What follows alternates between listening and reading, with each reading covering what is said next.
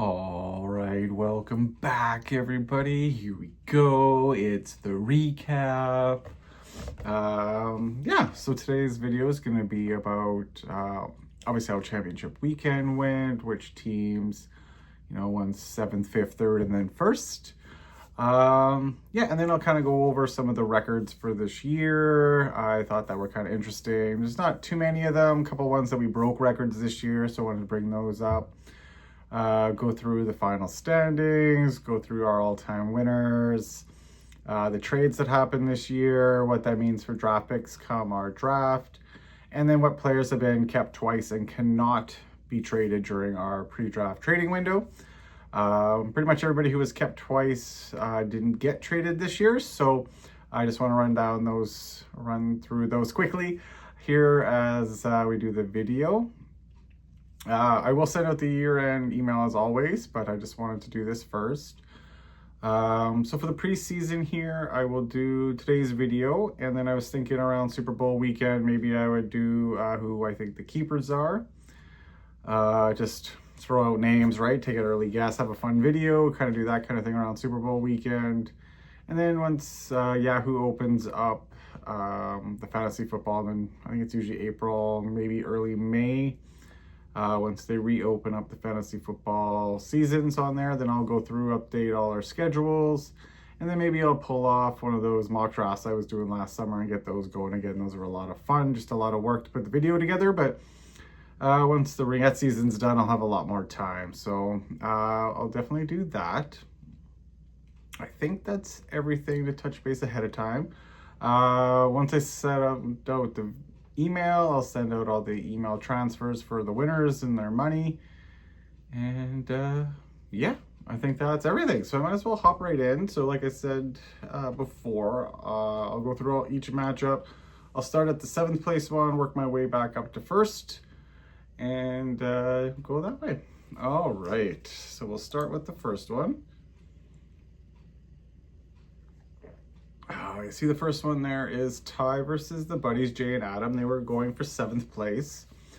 As you see, originally projected, the buddies were projected to win 159 to 148. And unfortunately for them, they lost to Ty. Ty's team pulled out 140 points to the buddies 133. Let's see what happened. Tedero McMillan had a rough week. Keenan Allen was low.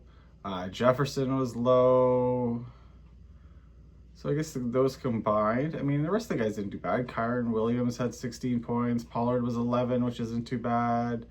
Myers, maybe you'd want a little bit more than 9 points the way Jacksonville's been playing lately. Caleb's 27, so that was pretty good.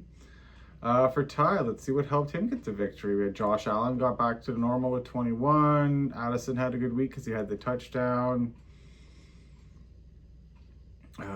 Genty, I mean, you're hoping for a little bit more than 9 points out of your running backs, right?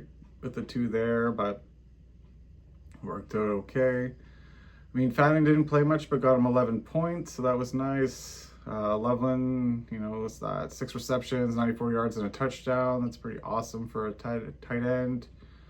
Parkinson did okay, right? 11 points for a tight end. Pearsall, 13 points, so yeah, he had a good week. Some good players like Loveland were overachieved, but well within their range of outcomes for sure.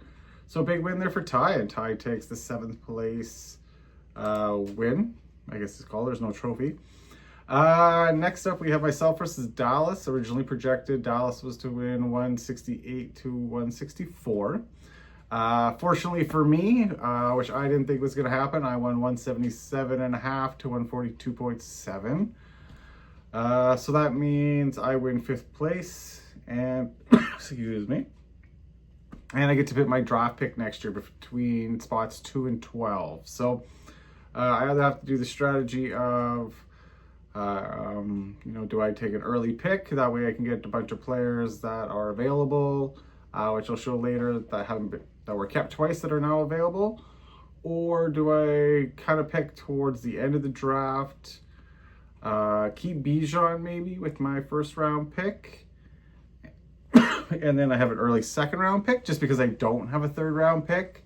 then I was kind of thinking then that gets me closer to kind of some back-to-back players with Bijan's probably going to be a top 6 pick with keepers, right? Like, so that might be worth it too. So I'll figure that out in the off season, but we'll see what I decide.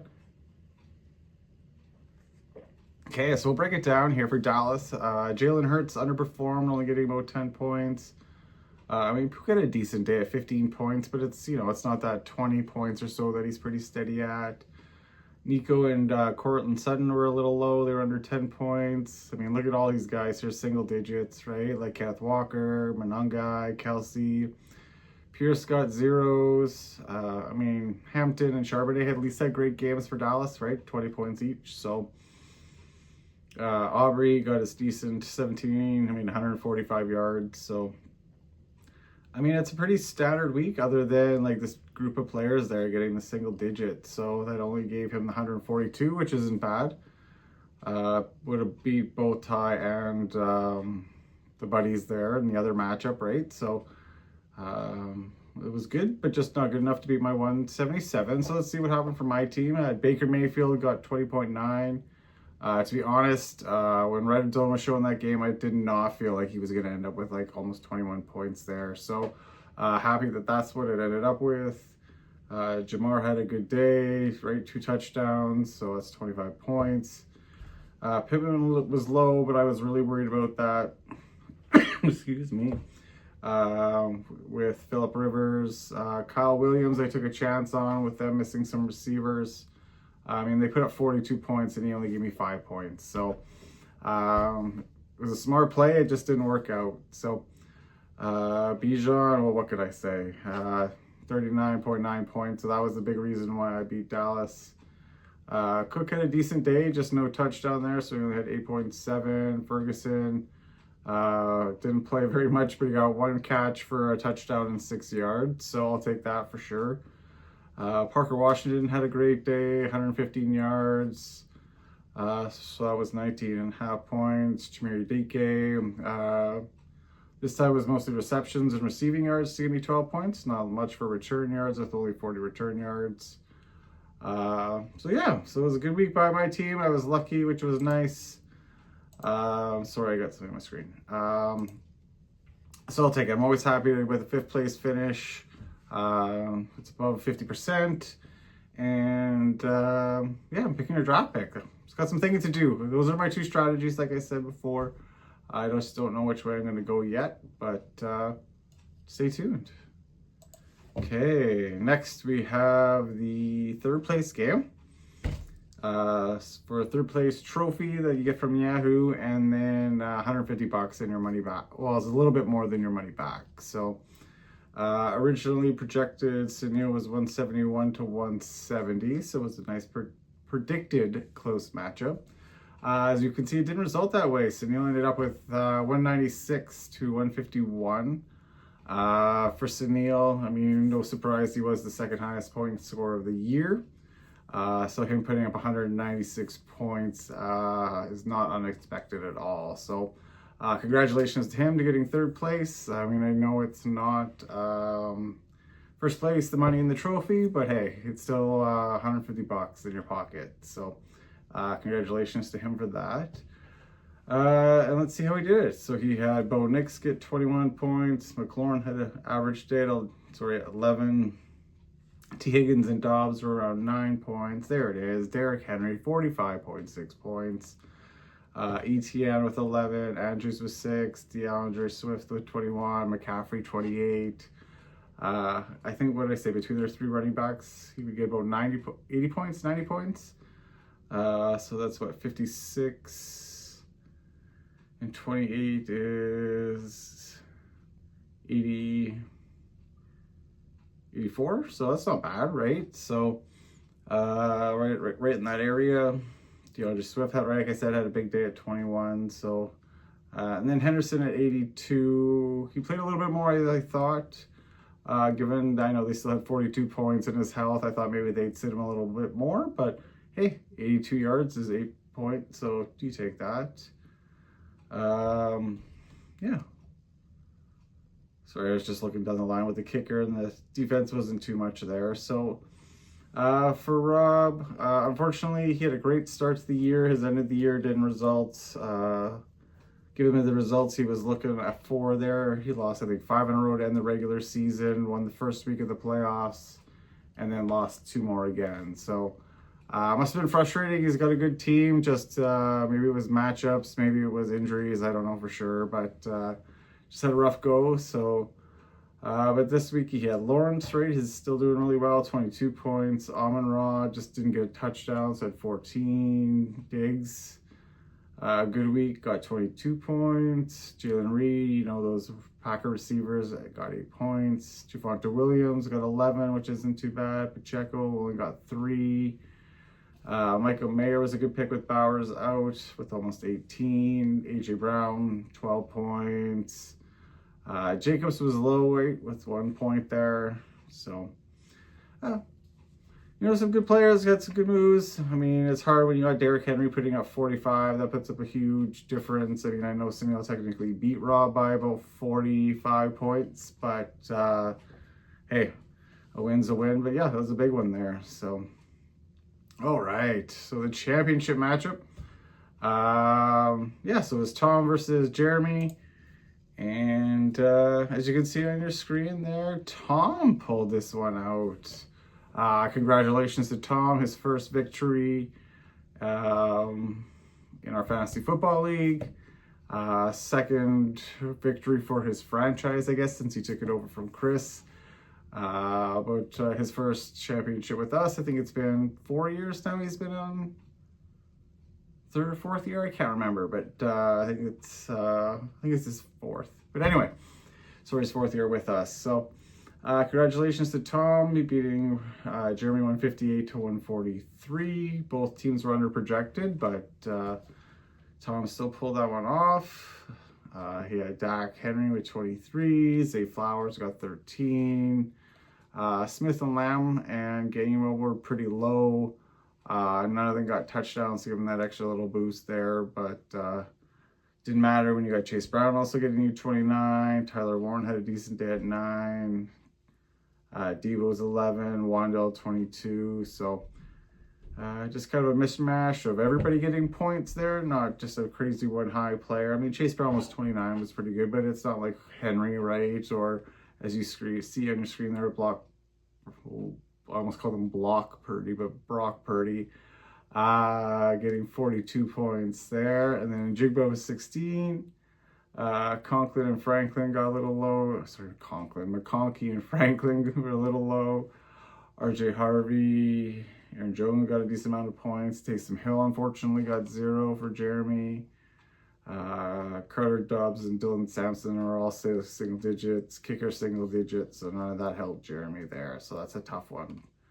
When you have 1, 2, 3, 4, 5, 6 players with single digits and then a goose egg as well. So that hurt even if you do get 40 points from Purdy. If you can't get more players with at least 10 points, it's hard to win. So congratulations to Tom. Congratulations on your first trophy. So I will get the tag done for you. You'll go right here below Dallas, and we'll get you put on there for your first trophy. Congratulations. So yeah, so we'll move on. Hold on. So our final standings is sorry.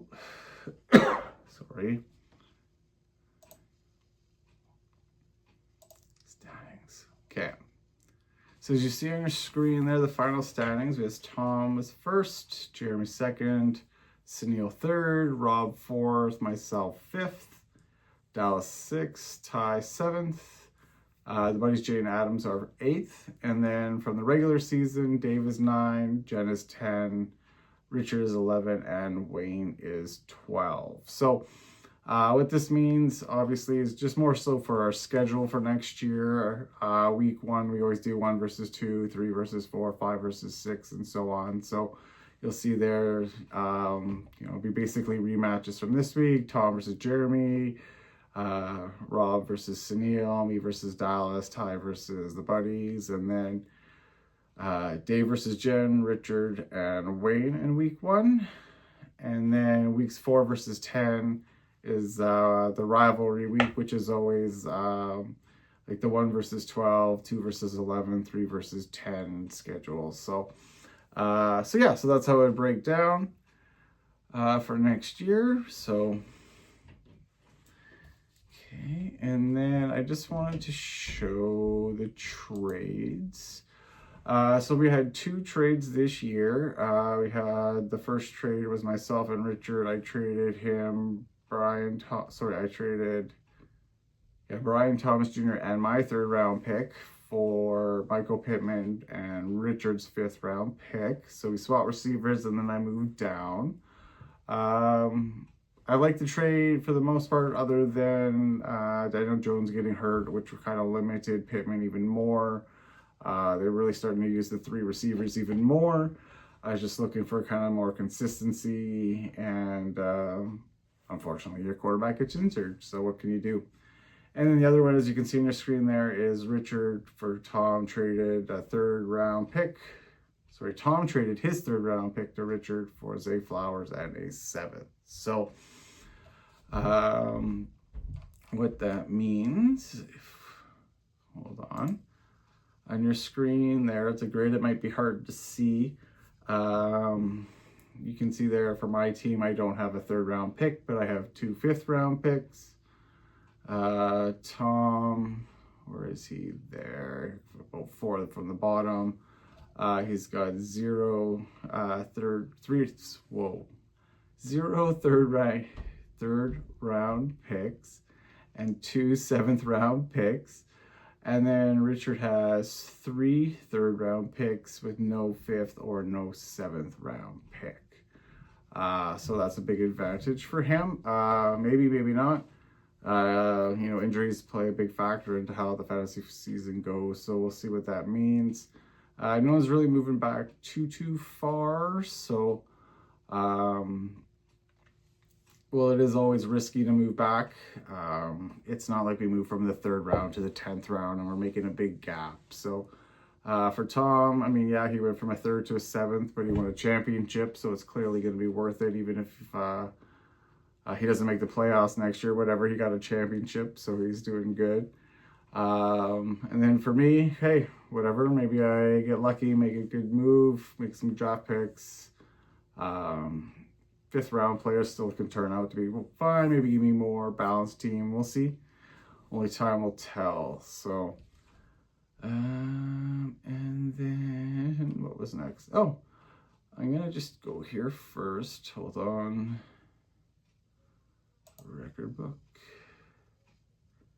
Okay, so before I get to there, I was just again, here's all the stats I had from keeping track of all my predictions for the year. So for the whole year, playoffs and regular season, I went 52-44. So 52 wins out of 96 games for a 54% winning percentage. So not too bad, not great. I was hoping for a little bit higher. I mean, it's over 50%, so it's not a fail. And then for the playoffs, I went 9-3. So that was pretty good, but that's, was that 75%? And then for the regular season, that meant I went 43-41. So for the regular season, I was a little bit closer to 50%. So the playoffs helped boost up my percentage. So yeah. And okay, for the records, okay, just hold on, I gotta find them again. So the first one I wanted to show was the largest margin of victory. This one went to myself. I won by 96 points, so it was the highest one of this season. For the smallest margin of victory goes to Dallas. He won by 0.42 points. I do have to admit, I didn't notice that one. I don't remember that one from week 10, but that's a rough one there. I don't know if it's on the screen there, but the single all-time closest one is between myself and Sinio when he beat me by 0.01 points in 2023. So what can you do, right? So, Okay, next one is team points. The most in a single week went to Dallas with 217 points. And then I just also want to show that for me this season, having the most points at 3,022 is still not the highest overall. And that still goes to the buddies in 2021 with 3,056 points. The next one there was team points total, the least. So the least amount of points in a week was Richard, who had 75 points in week 8 against Tom. And then the single all-time lowest average, no, sorry.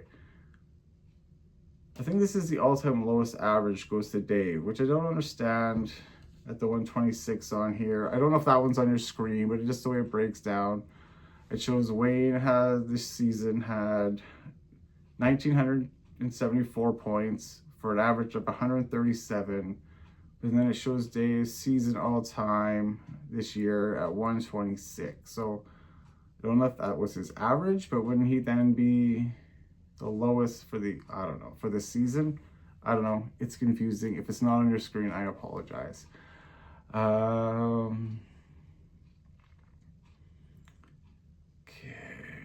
no. Sorry. And then, sorry, I'm just gonna grab my little list here. The next one I had was most touchdowns in a single week went to Sunil with 13, which is week 11. And then as you can see on your screen there, he has the most all-time touchdowns in a single season at 135 this year. So that was pretty cool. And then next one was the most passing yards in a single game, or sorry, most rushing yards in a single game.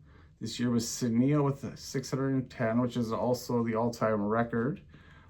So he's got that at 610. Excuse me. He also had the most points, or sorry, most rushing yards in a whole season at 59.98. So again, just stats, kind of fun. I just thought that, excuse me, it was interesting that, again, as we talk about a passing league, he had quite a few running backs in there and had the most rushing yards all time. So I thought that was pretty neat. Next was most receiving yards in a single game was Jen at 594. Most field goals in a single week was me with 6. And the only reason why I'm showing this one is because for the whole season I had 41, which ties Tom there, as you can see on your screen, from last year with 41 field goals as well. So that was the only other stat I wanted to show. So if you made it this far, thank you very much. If I didn't bore you enough with the stats, I didn't stumble over them too much. But yeah, so congratulations again to Tom, getting your name on this trophy. Everyone's, I think, now got their name on there once, who currently plays. So that's exciting. I mean, Dave still owns the record with 4 times on it. There's a couple people with 2. And then there's people like me who haven't won it forever. So we're trying, and we'll hopefully get there this next year. We'll see. So enjoy your year, everybody. Have a great one, and we'll talk soon. Bye.